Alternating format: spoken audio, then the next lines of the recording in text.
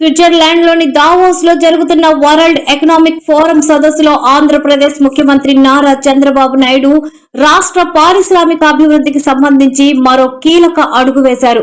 Israel దేశ ప్రతినిధులు, దౌత్యవేత్తలతో భేటీ అయిన ఆయన ఆంధ్రప్రదేశ్ లో ఇజ్రాయెల్ ఇండస్ట్రియల్ పార్క్ ఏర్పాటు చేయాలని ప్రతిపాదించారు.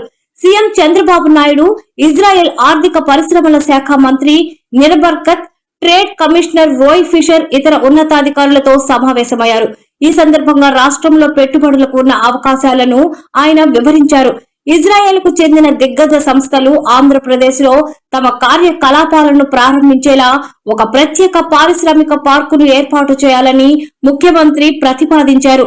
ఏపీలో ఇజ్రాయెల్ ఇండస్ట్రియల్ పార్క్ ఏర్పాటు చేయాలని ప్రతిపాదించారు. ఇది స్థానిక తయారీ రంగానికి కొత్త ఊపునిస్తుంది అని ఎక్స్ వేదికగా ఆయన పేర్కొన్నారు. ఇజ్రాయెల్ సాంకేతికత, ఆంధ్రప్రదేశ్ వనరులు తోడైతే రాష్ట్రం గ్లోబల్ మ్యానుఫ్యాక్చరింగ్ హబ్ గా మారుతుందని విశ్లేషకులు భావిస్తున్నారు. ఈ ఒప్పందాలు కార్యరూపం దాల్చితే ఏపీ యువతకు భారీగా ఉపాధి అవకాశాలు లభించనున్నాయి.